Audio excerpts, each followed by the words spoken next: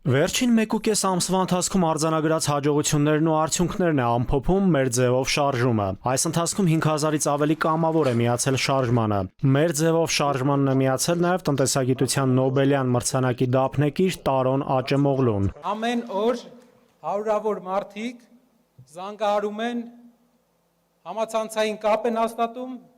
եւ միանում են մեզ առաջարկելով կամավորականություն, որպեսզի երկրում հնարավոր լինի կատարել այն փոփոխությունները, ինչը իրենք են տեսնում եւ ինչը մենք բոլորս ենք։ Մեր համախոհների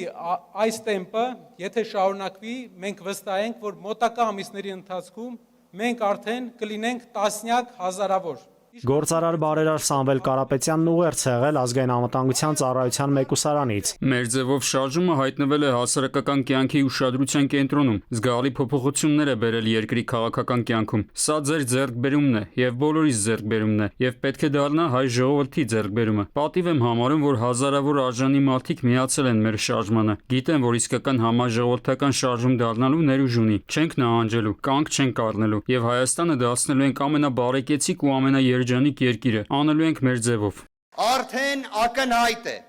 որ մեր շարժումը հայտնվել է հասարակական կյանքի ուշադրության կենտրոնում։ Զգալի փոփոխություններ է բերել երկրի քաղաքական կյանքում։ Դա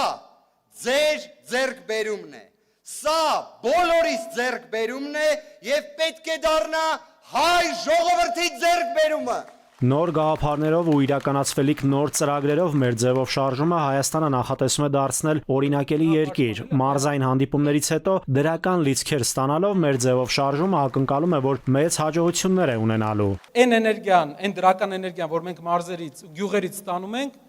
աննկարագրել է այս ամբողջ process-ում, այս հորձանոթում ինչի մեջ մենք հայտնվել ենք, իմ համար ամենաուրախ օրերը ես տեսել եմ գյուղերում։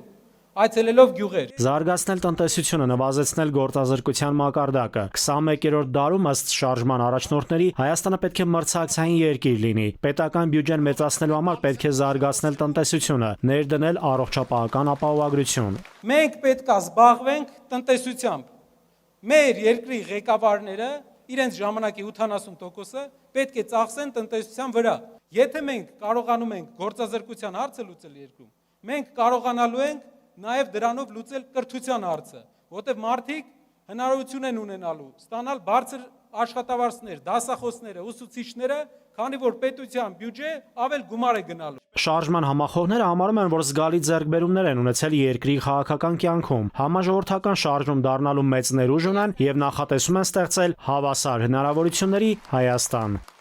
Նաիրի Մուրադյան, Զորաբ Քարամյան, ժամը լրատվական։